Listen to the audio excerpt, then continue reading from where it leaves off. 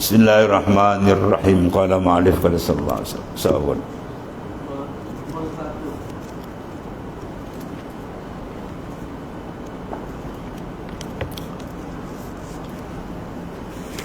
Qala mu'alif rahimahullah ta'ala ma wasala sarihal hurriyah man alaihi min nafsihi baqiyah. Situ tidak sampai kepada sejelas-jelas merdeka orang yang masih tinggal padanya dirinya.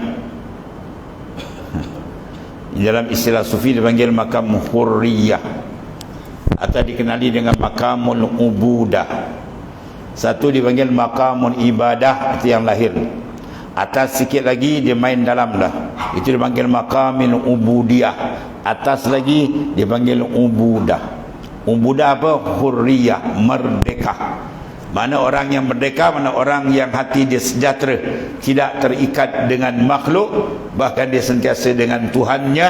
Dan inilah yang dikatakan dalam ayat yauma la yanfa'u malun wala banun illa man atallaha biqalbin salim. Pada hari yang tidak memberi manfaat harta benda yang dirombok. Kaya raya dia, geran tanah dia tinggi, kaki tinggi kan.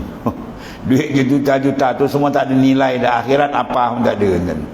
Ya, wala banun, anak perenak dia, anak cucu dia, oh hebat-hebat, gaji ratus-ratus ribu seorang. Malaikat maut terik nyawa masuk alam sana, 1 sen pun tak guna lagi dah, habis. Illa, melainkan orang yang datang menghadap Tuhan biqalbin salim, dengan hati yang salim. Apa makna hati salim? Hati yang di dunia sejahtera daripada diikat oleh nafsu, daripada ditambat oleh syaitan, daripada ditambat oleh dunia. Ini qalbin salim. Ya, dia betul-betul atas dunia jadi hamba Tuhan, bukan hamba nafsu. Mahyaya wa mamati lillahi rabbil. Hidup dan matiku kerana Allah, bukan kerana lain. Maka yang dipanggil satu daripada makam hurriyah, orang yang merdeka. Ayat ni cantik, diselamatkan. Jadi sini dikata tidak jelas kemerdekaan selagi tinggal pada dirinya. Apa makna dia? Selagi dia memandang diri dia tidak difanakan. Syekh Abu Madyan At-Tilimsani radhiyallahu anhu telah mengisyaratkan bahawa asas tariqah. Tariqah apa makna? Jalan. Dan suluk, suluk pun makna berjalan juga. Suluk orang yang berjalan dipanggil salik. Ambil kalimah salaka yasluku sulukan. Ya, suluk adalah perjalanan ruhani. Apa hukum kita memperjalankan rohani kita pada Allah Ta'ala? Wajib fardu ain. Wajib seseorang menjalankan rohani dia menuju makrifat Tuhan bidalili qaulihi ta'ala, dengan dalil nas Quran fafirru ilallah, berjalanlah kamu menuju Allah. Kalau kita tak berjalan menuju Allah Ta'ala, maka kita akan diperbodohkan oleh nafsu dan syaitan. Kepala dia nafsu, kepala dia semua dah set, orang lain set kan. Kita kena lepas diri terus berjalan. Ya, maka nak berjalan ke hadrat Tuhan, contoh dia apa? 100% ialah Isra wal Mi'raj. Ya, Rasulullah berjalan sampai ke hadrat Tuhan. Ya, bernima pula satu ibadat yang besar. Maka proses daripada awal sampai itulah perjalanan suluk. Itulah perjalanan tariqah. Mula nak berjalan kena apa? Tathhirun nafs, kena bersihkan dalam, operate kena bedah. Rasul tu insan termulia, Tuhan bedah, malaikat belah pun. Buangkan unsur kotor dan masukkan yang bersih, keimanan, nur dan sebagainya. Kemudian berjalan Nabi pula dipimpin oleh Jibril. Walaupun hakikat Rasul lebih mulia daripada Jibril, tapi di sini menunjukkan dalam perjalanan kena ada murabbih, mursyid yang memimpin. Dan dalam perjalanan tadi, bila dia bersih saja kan, dah bersih kan, dia akan terbuka. Qalbi kita ibarat cermin, kita lap dia akan nampak. Yang kita tak nampak alim malakut wajah baru benar tebal, ni tebal lagi, hijab tebal lagi. Dari Rasulullah dah bersih, bila bersih terbuka. Nampak pandangan tu, nampak pandangan ni, ada isyarat tu, insya-Allah, bau masyitah macam-macam kan. Semua terbuka dah. Maka bila terbuka, kat mana report? Report pada Jibril. Ya Jibril, ni apa ni? Ini orang sabit-sabit padi tumbuh balik, sabit taman tumbuh balik. Ini orang yang berjihad fisabilillah. Ya, berjalan pula ada panggilan, ya Muhammad anzirni as'aluk. Ya, 3 panggilan. Ya. Siapa yang manggil tu Jibril? Rasulullah, tengok Rasulullah tak berpaling, Rasulullah tak jawab. Rasulullah tanya rojok pada Jibril, ya Jibril, siapa yang panggil tu? Jibril kata yang panggil tu ialah panggilan Yahudi. Kalau kau menyaut ya Rasulullah, habis umat kau jadi Yahudi. Tak menyaut pun masalah kan. Panggilan Nasara dan panggilan dunia. 3 panggilan. Begitulah kita dalam berjalan menuju Allah, panggilan-panggilan macam-macam yang sawu kepala kita. Dia ajak ke sana, dia ajak kemari, nafsu kita ajak sana. Lawan. Kena pada terus, jangan indahkan lagi. Mana jangan pedulikan dia, maknanya jalan terus je. Baru dia akan usul ilallah, sampai kepada Allah, mana sampai makrifat yang sebenar, ialah maqamul ihsan, yang dalam dia ada muraqabah dan musyahadah. Aduh. Maka jalan tu asas dia tariqah dan suluk, ialah keluar daripada nafsu. Barang siapa yang tak keluar dari nafsu, dia dipenjara oleh nafsu, dia diikat oleh nafsu, dia dibodohkan oleh nafsu, maka dia tak akan keluar daripada sijnun nafs. Dia penjara nafsu. Dan orang yang dalam penjara nafsu, dia buat ibadat takkan rasa lazat. Ya, buat nafsu kontrol dia. Maka dia buat ibadat, dia pusing kepala dia. Buat ibadat, riak, ujub, ego, semua dia masuklah. Najis maknawi tu masuk. Ya, berbanding kalau orang tu telah dibersihkan oleh Allah Ta'ala sebagaimana Rasul nak jalan tu dibersih dah, cantik, tak terkena kan. Ya, jadi maknanya mengisyaratkan bahawa tarik dan suluk ialah keluar dari nafsu. Bila dia keluar je, cantik perjalanan dia. Ya, mana dia tidak ditambat. Bolehkah kita berjalan tuan-tuan kalau kaki tangan ditambat? Ya, tak boleh jalan. Jadi kena lepaskan tambatan hati kita kepada makhluk. InsyaAllah kita akan rasa rahsia kenikmatan dalam ibadah. Ya, ringkas ni orang yang tak tertambat apa, dan orang yang tidak lagi kalbi dia terasa apa pun pujian orang dan cacian orang. Orang caci dia tak rasa apa, orang puji pun dia tak rasa apa. Itu menandakan dia dah lepas. Mi'raj kalbi dia dah berlaku. Mana dia keluar daripada alamil kasifah, alam kasar ni yang asyik duk pandang orang tu. Dia lepas saja baru dia dapat satu kenikmatan ibadah dan mendekatkan diri kepada Allah Ta'ala. Ya, atau ringkasnya. Sebab tu tuan-tuan kena cari jalan tariqah, kena cari jalan. Ya. Imam Ghazali sebut dalam Ihya, kitab besar dia, talabul syekh wajibun ala kullil murid walau kana min akabir ulama. Menuntut akan mursyid yang betul-betul memimpin rohani kamu menjadi kemiskinan kalau kau nak sampai kepada Ta'ala. Siapa kata tu? Imam Ghazali. Sebab apa dia kata begitu? Sebab berlaku pada diri dia sendiri. Dalam keadaan dia melaut ilmu fiqah, dahsyat dia. Tiba-tiba nak usul ilallah, cerita dia apa yang berlaku panjang lah. Cerita dia dengan adik dia tengah semayang kan. Adik dia muparakah, adik dia tengok badan dia penuh darah. Dia kata, mana guru kau? Maka guru dia ialah Syekh Abu Ali Al-Farmadi, seorang ulama besar hadis.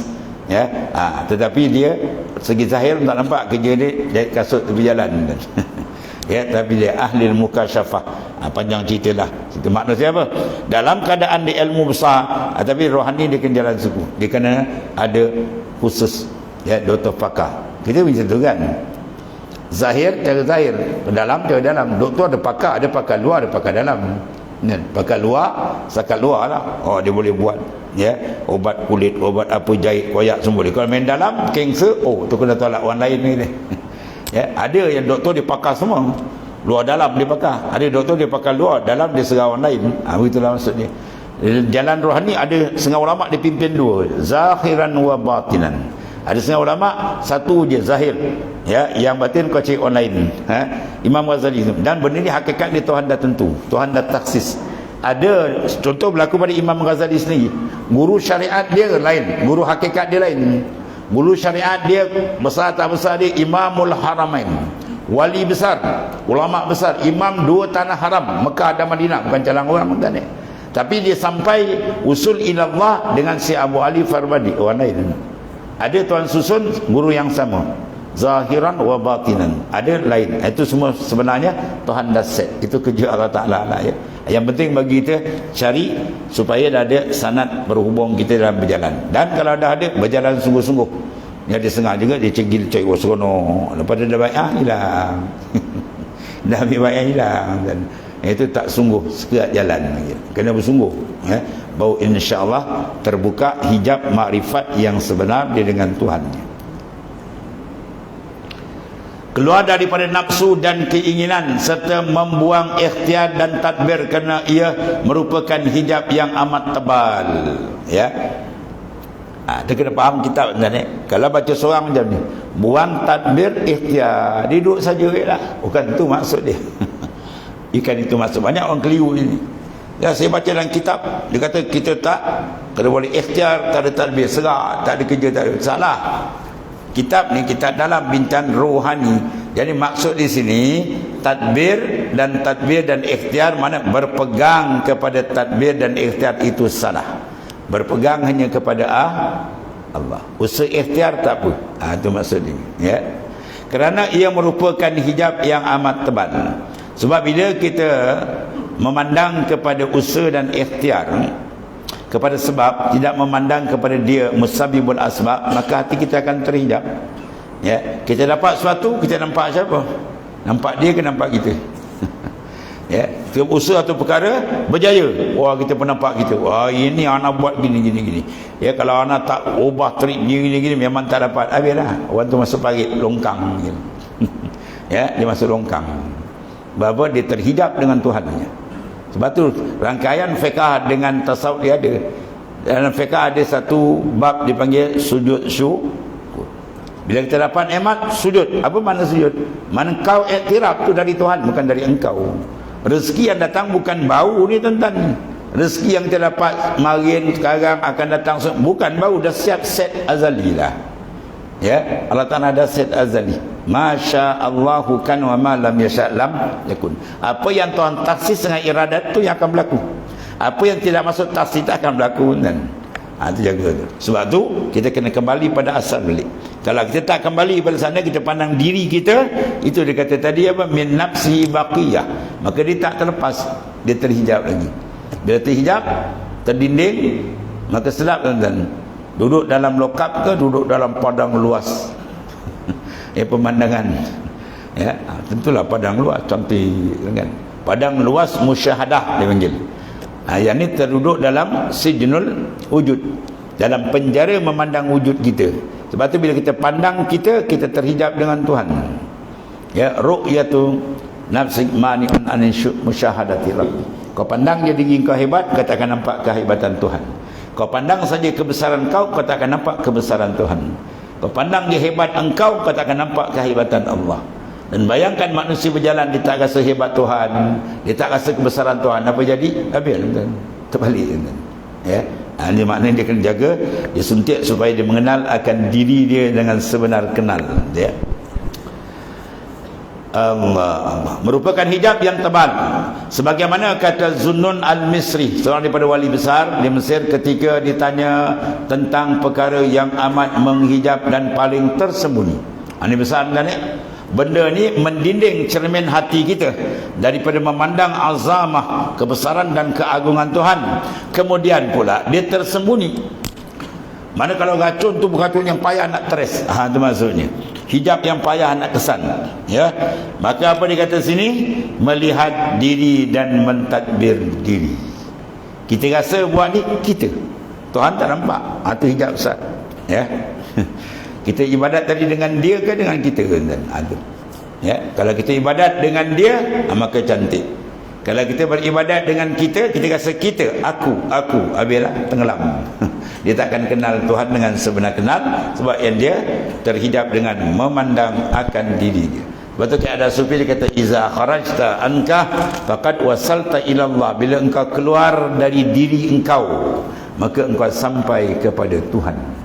Bermakna kalau engkau tak keluar daripada diri engkau, Tuhan tak akan bukakan pintu dengan dia. Apa maksud keluar diri? Keluar daripada memandang ya haul dan quwwah. Kita jangan pandang haul kita, daya dan upaya kita. Itu yang kita bunuh dan kita matikan dengan lafaz haukala, la haula wala quwata illa billah. Ya, biar dia duduk sini nampak nur dia, bukan duduk kat lidah. Duduk lidah dah banyak kali la haula wala. La haula wala. Apa la haula wala? Orang baca aku baca je kan. Dia tak jadi benda kan. Ya, la haula ay fi tarkil ma'asi wal masaib wala quwata ay fil fi'lil ma'murat illa billah. La haula, tidak ada daya upaya untuk menolak maksiat, mungkar, kemudaratan, dan tidak ada kekuatan wala quwata pada melakukan amal salih, melainkan semua billah, dengan Allah. Baru dia cantik jalan. Selagi kita pandang diri kita, maka orang tu mahjubun, terhijab.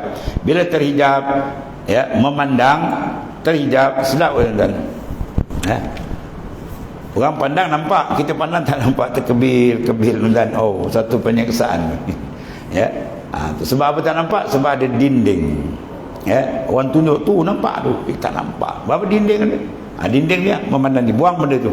Dengan apa buang? Kasratu zik war mujahadah. Banyakkan zikrullah dan riyadhah mujahadah. Buang unsur maksiat semua, kita buang.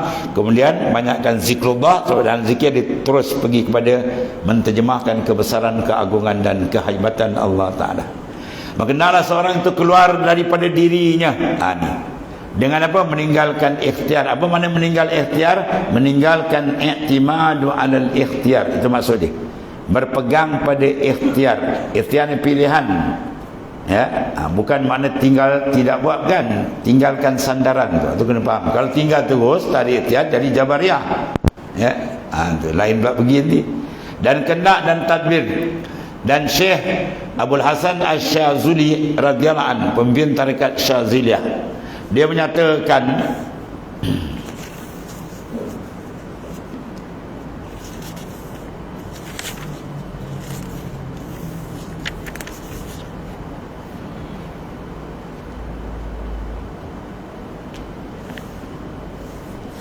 mana kalam ni?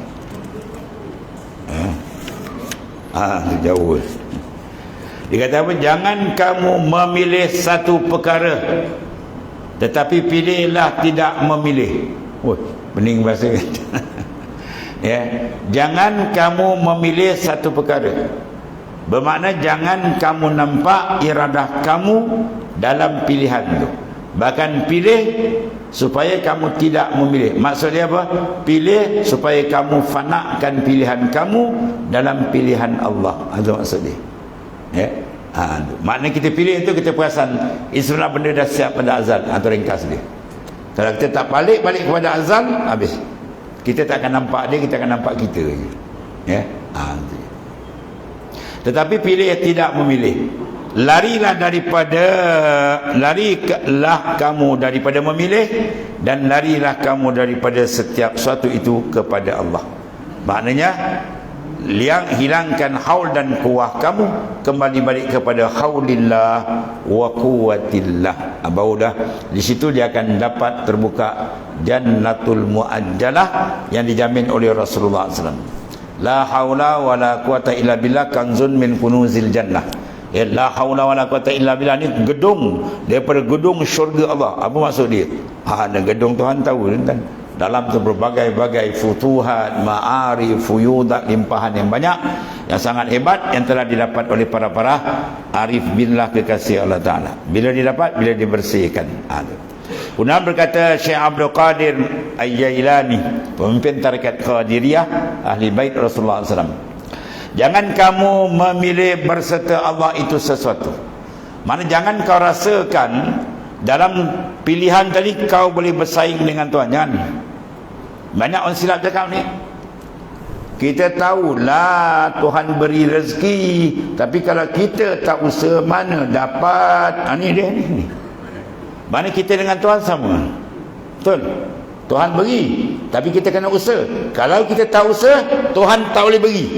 Kufur etikal itu. Tuhan nak beri kena syarat dengan kita. Siapa kita kan? Kita usaha ke tak usaha ke, dia nak bagi kita tak dah dapat. Tapi garis syariat Allah Ta'ala suruh kita usaha. Kita usaha dan usaha kita pun daripada dia. Sebab semua perbuatan gerak dari dia. Kullum min indillah. Kata semua dari Allah. Wallahu khalaqakum wa ma ta'malun. Tuhan yang menjadikan kamu dan perbuatan kamu. Sampai kita ibadat, sampai kita rasa dan rasa kita bergerak dari dia, cakap semua minallah. Baru dia terbuka hijab ni. Kalau tidak tak terbuka. Selagi kita pandang diri kita masdunun, kita ibarat katak bawah tempurung. Wali-wali tengok kita macam katak waktu kau pandang diri kau siapa? Terus pandang dia, lepaskan, mi'radkan rohani kita ke hadrat ilahi, kehadat malakut wal jabarut, ya. Allah.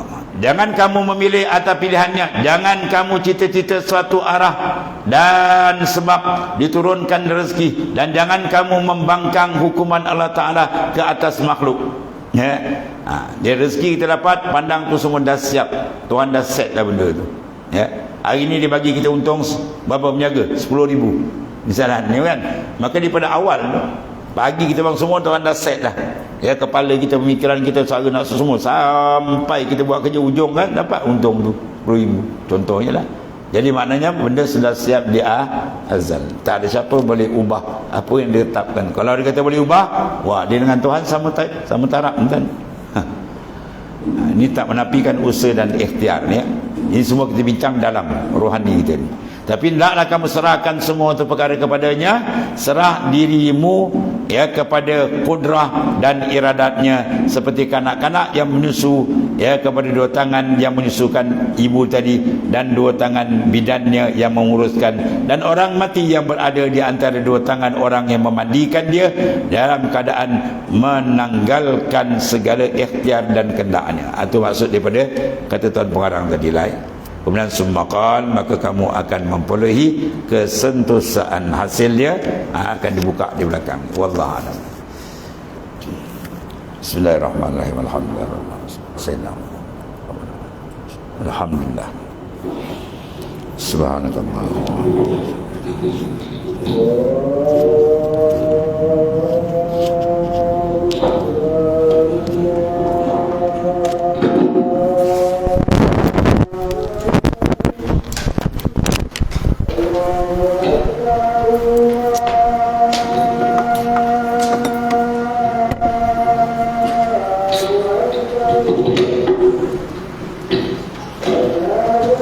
Yeah.